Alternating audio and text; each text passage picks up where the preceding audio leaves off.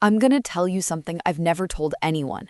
Not the police, not the journalists, not even my therapist. I almost didn't press that button. My thumb was on the clicker. 500 people in the room, my father on stage, and for 3 seconds I thought maybe I'm wrong, maybe I'm the monster. Then I remembered Maya, and I pressed it. But those 3 seconds, they still wake me up at night. I was the perfect daughter for 10 years, the quiet one, the obedient one, the one who managed the books for the family's multi-million-dollar charity foundation. My parents thought I was helping them launder money because I was loyal. They didn't know I was building a dossier. Yesterday, at our annual Save the Angels Gala, broadcast live to 3 states, my father asked me to cue up the slideshow of our success stories.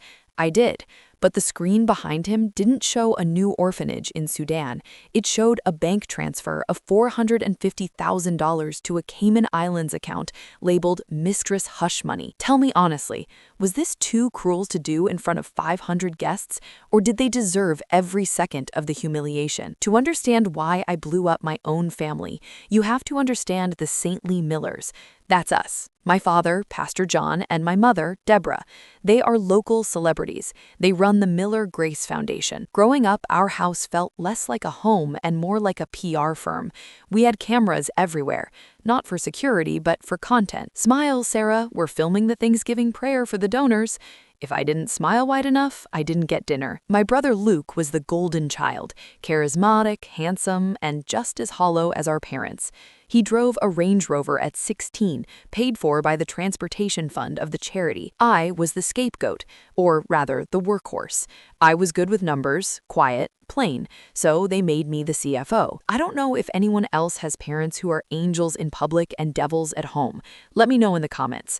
But here's the part that still makes me sick to this day. I remember one donor, Margaret, 82 years old. She sent us $10 every month from her Social Security check. She wrote little notes, "For the children, God bless." I saw where her money actually went, my mother's $800 haircut. I kept Margaret's letters in my desk drawer. Every time I saw one, I felt like I was robbing a grandmother at knife point. The way it worked was brutal. Donations came in, little old ladies like Margaret, wealthy businessmen looking for tax write-offs. The money went into the general fund. From there, 80% vanished into shell companies owned by my parents, consulting firms, logistics partners, construction contractors. All fake, all them. I saw the numbers, I saw the greed, but I was terrified. My father isn't just a pastor, he's a powerful man with powerful friends. He told me once, casually over breakfast, "Sarah, loyalty is the only currency that matters. Betrayal is a sin that gets punished permanently. Be honest, would you be too scared to speak up, or would you have gone to the police immediately?" The breaking point happened last Tuesday, October 14th. I'll never forget the date. A file landed on my desk. Emergency funding application. A girl named Maya, 7 years old, heart valve replacement, $42,000. The application included a photo, big brown eyes, holding a teddy bear. She looked like she was in pain. Doctors said she had weeks, maybe days. I ran the numbers. The foundation had $1.2 million in liquid cash. We could easily afford it. It was what we were supposed to do. I stamped it approved and walked into my father's office. He was sitting behind his mahogany desk looking at fabric swatches. "Dad," I said, "I need you to sign this check. Little girl, heart surgery, urgent." He didn't even look up, just waved a hand. "Not now, Sarah. We're in a liquidity crunch. The gala is next week. We need the cash flow for event production. The flowers alone are $60,000. "Dad," I pressed, "she will die without this. We have the money." He finally looked at me. His eyes were cold, blue ice. "We can't save everyone, Sarah. God calls some home early. Deny the application." I stood there frozen. "You want me to reject a life-saving surgery to pay for flowers? I want you to do your job," he snapped, "or I'll find a CFO who will." That night, I couldn't sleep. I walked downstairs for water and heard crying. It was my father, sitting alone in the dark living room, holding a photo. I hid behind the door and listened. "I'm sorry, Mom," he whispered to the picture. "I never wanted to become this. I just wanted you to be proud of me. I just wanted to matter." For one horrible second, I felt sorry for him. Then I remembered Maya, and the feeling died. Monsters aren't born, they're made. But that doesn't mean they get to keep killing. I went back to my desk. My hands were shaking. I stamped the application denied due to insufficient funds. The ink was red. It looked like blood. I felt like a murderer. 2 hours later, at 4:15 p.m., a notification popped up. Withdrawal from the operating account. $85,000. Recipient, Prestige Marine. Memo, logistics. I called the number on the invoice pretending to be my mother. Hi, this is Deborah Miller. Just checking that the payment went through? Yes, Mrs. Miller, the salesman chirped. The 2024 speedboat is fully paid for. Delivered to your lake house by Friday. Your husband picked the midnight blue interior. It's gorgeous. I hung up. The room spun. He didn't deny Maya because of cash flow. He denied her because he wanted a boat. He traded a 7-year-old girl's heart for a weekend toy. Maya died at 3 a.m. alone, in a hospital bed, with a teddy bear that was more alive than she was. Her mother posted on Facebook the next morning. She thanked us for considering her daughter. I read that post 17 times. Then I bought a hard drive. Something inside me snapped. It wasn't a loud snap. It was quiet, the sound of a daughter dying and an enemy being born. I didn't quit. I didn't scream. I walked into the office, made my father a cup of coffee, and smiled. You were right, Dad, I said.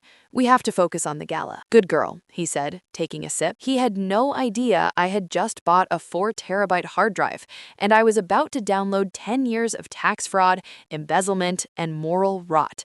The gala was in 5 days, and I was going to turn it into his funeral. At this point, I decided I was going to destroy them completely. But I need to know, was I wrong to smile in his face after what he did? For the next 4 days, I became an Academy Award-winning actress.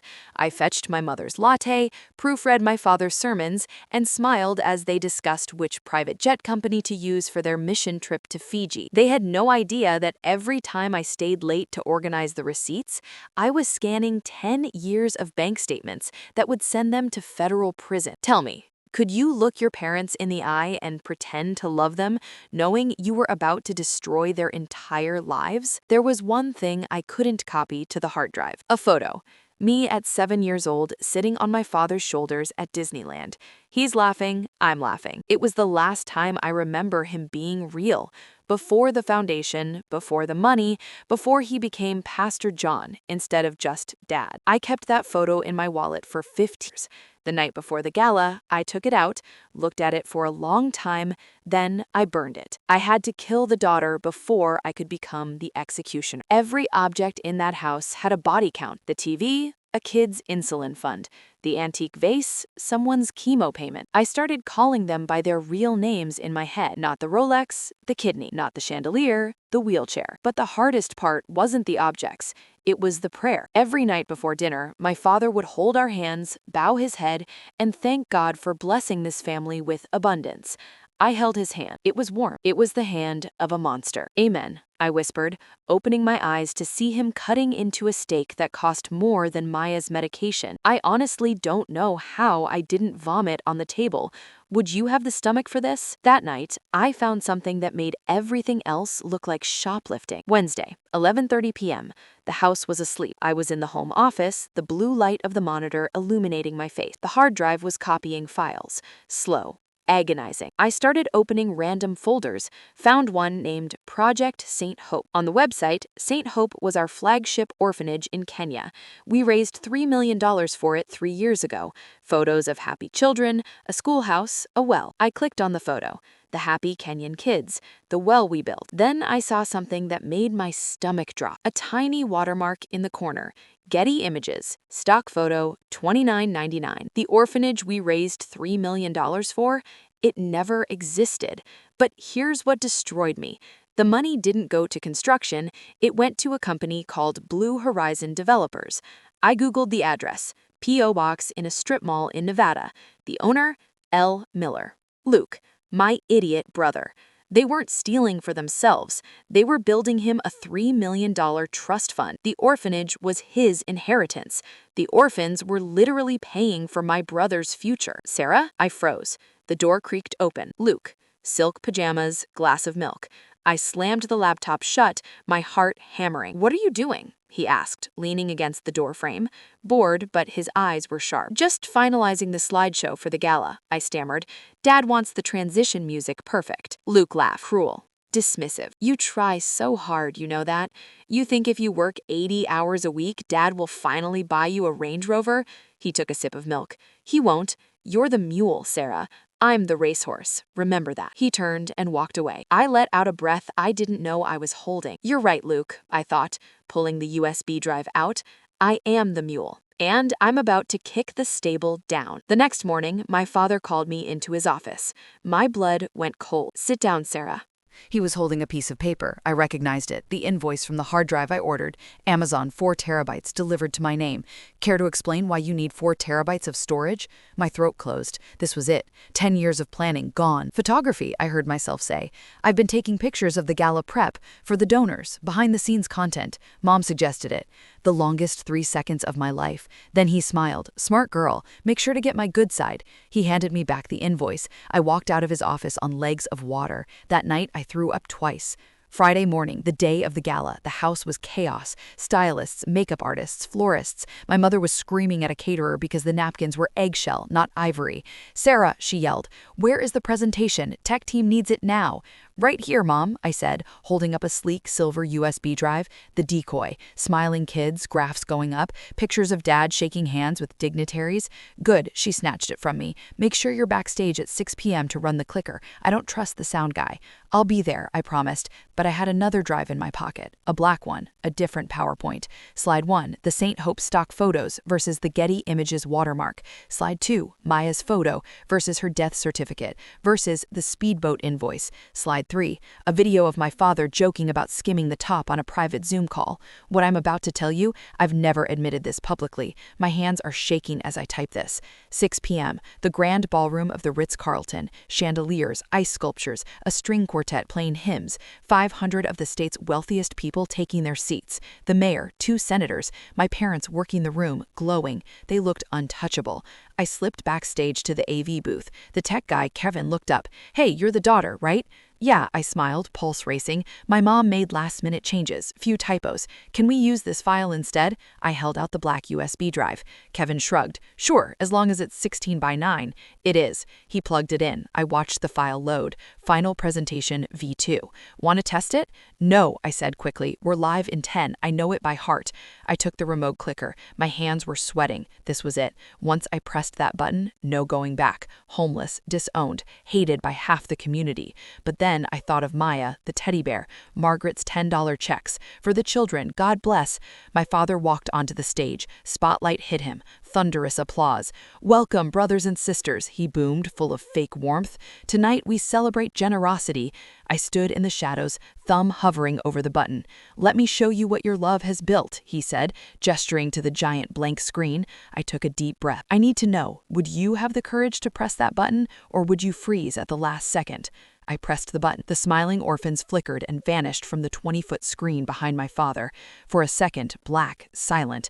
Then the news slide appeared. It wasn't a photo of a well in Haiti. It was a Bank of America wire transfer, dated 3 days ago. Amount, $85,000. Recipient, Prestige Marine. Memo, Midnight Blue Speedboat. My father froze, hand still raised in blessing. He turned around slowly, expecting to see his own face. Instead, he saw his crime, blown up, 4K resolution. The weirdest part? The silence. When the first slide appeared, nobody screamed, nobody gasped. They just stared, like their brains couldn't process what they were seeing. 500 people, frozen like a photograph. And in that silence, I heard my own heartbeat, loud, too loud. I thought, what have I done? Then the second slide hit, and the screaming started. Confusion rippled through the crowd. People squinted, adjusted glasses. Was this a mistake? My father laughed, nervous and wet, into the microphone. "Apologies, folks. Seems we have a technical glitch. The devil is in the machinery tonight." He looked frantically toward the booth. His eyes locked with mine. He signaled, "Cut it." I didn't cut it. Click. Split screen. Left side, Maya, 7 years old, the teddy bear. Right side, her death certificate. Underneath, bold red text, "Denied due to insufficient funds." And below that, a credit card statement showing $60,000 for gala flowers and decor, same day. The room didn't just go silent. It gasped, a collective sound of horror that sucked the oxygen out of the ballroom. My mother dropped her champagne glass. It shattered on marble, echoed like a gunshot. She didn't look at the screen. She looked at the booth. She saw me. Confusion to pure demonic rage. She ran toward the stage, not to comfort her husband, but to grab the microphone. "Cut the feed. Someone cut the power. She's hacking us. It's a cyber attack." I leaned into the booth mic, connected to the main PA system, overriding my father. "It's not a hack, Mom." My voice boomed, steady, cold. "It's the ledger." My father looked like he was having a stroke. He tried covering the projector lens with his jacket, jumping like a pathetic clown. The image was too big. I kept clicking. Click. The school in Haiti, actually a shed in our backyard. Click. Email from Luke asking for $10,000 hush money after a DUI. Click. Tax return showing $0 given to actual charity in 2023. Donors stood up. Chairs scraped. The mayor was already on his phone. PR team distancing. Luke ran to the booth, banging on the locked glass door. "Open the door, Sarah." Face purple. "I'm going to kill you. Open the door." I didn't look at him. I looked at the audience. Shock turning to anger. Wealthy men realizing they'd been scammed. The realization that their charity was just funding our lifestyle. My father stammered into a dead microphone. "Please, this is a test of faith. The enemy is trying to divide us." No one listened. Security rushed the stage, not to protect my parents, to detain them. I pressed the button one last time. The final slide. A video. Hidden camera, dining room table, 2 weeks ago. My mother drinking wine, laughing. "Who cares if they don't get the medicine?" she said on screen, face twisted. "They're orphans. Nobody misses them. If they die, it's just more tragedy for us to fundraise off of. Sadness sells, John. Sadness sells." The video looped. Sadness sells. Sadness sells. The real Deborah Miller let out a primal scream and lunged at a cameraman filming her reaction. "Get that camera out of my face!" clawing at the lens. The broadcast cut, but it was too late. 500 people saw it. 3 states watching on TV saw it. The heavy doors burst open, blue lights of the FBI reflected in the glass of the AV booth. Tell me, was exposing them worth destroying my own family, or should I have just quit and let them keep stealing? As the FBI marched my parents out in handcuffs, the silence finally broke. It wasn't applause, it was booing. My mother, 20 years curating her perfect image, live-streamed by 500 people as a criminal. She looked at me one last time before they shoved her into the squad car. She didn't look sad. She looked like she wanted to rip my throat out. "You traitor!" she screamed, face pressed against glass. "I gave you everything." "You gave me nothing, Mom," I whispered to myself, watching the lights fade. "You gave me a job in a crime syndicate." The trial was a circus. 6 weeks, highest-rated broadcast in the state. They turned on each other immediately. My father claimed my mother was the mastermind. My mother claimed she was a victim of financial abuse, didn't know how to read a balance sheet. Pathetic. Luke tried to run, made it to the airport, credit cards frozen, arrested trying to buy a first-class ticket to Dubai using a company card already flagged by the feds. He cried when they cuffed him, asked if he could keep his Rolex. They took that too. The jury deliberated 4 hours. When they came back, I watched my father's face. For 20 years, he told me God protected the righteous. Guilty, guilty, guilty, guilty. When the foreman finished, my father didn't pray. He screamed. I guess God wasn't taking his calls anymore. 25 years each. That's how long Maya would have lived if they'd paid for her surgery. The assets were seized. Mansion, speedboat, jewelry, designer clothes. Everything auctioned to pay back the donors, the families we cheated. I didn't take a dime. 2 weeks after the trial, I got a call from an unknown number. "Is this Sarah Miller?" "Who's asking?" "My name is Detective Morrison, FBI Financial Crimes. I need to ask you something, and I need you to be honest." My stomach dropped. "Okay. We found something in your father's files, a document dated 6 years ago. It's a transfer of $200,000 to an account in your name, with your signature." I couldn't breathe. "Ms. Miller, did you know your father set you up as a fall guy? If his plan worked, you would have gone to prison, not him, you." I hung up the phone. For 10 years, I thought I was the hunter. Turns out I was just another victim he was willing to sacrifice. The only reason I'm not in prison right now is because I exposed him first. I didn't just save those donors. I saved myself, and I didn't even know it. I walked away with nothing but my freedom. I live in a small apartment now, 2 towns over, work at a public library. It's quiet, No cameras, no galas, no fake smiles. Sometimes people recognize me. They whisper, "That's the girl who turned in her parents." Some call me a hero. Some say I broke the commandment of honoring my father and mother. Last week, I visited Maya's grave for the first time. I didn't know what to bring. Flowers felt wrong. Toys felt worse. So I brought the stamp. The red one, the one I used to mark her file, denied. I dug a small hole next to her headstone and buried it. "I'm sorry I was too late," I said, "but I promise you, you were the last one they ever hurt." A butterfly landed on her gravestone, brown wing like her eyes in the photo. I don't believe in signs, but I stayed there for an hour just in case she was listening. My parents write from prison, Bible verses about forgiveness.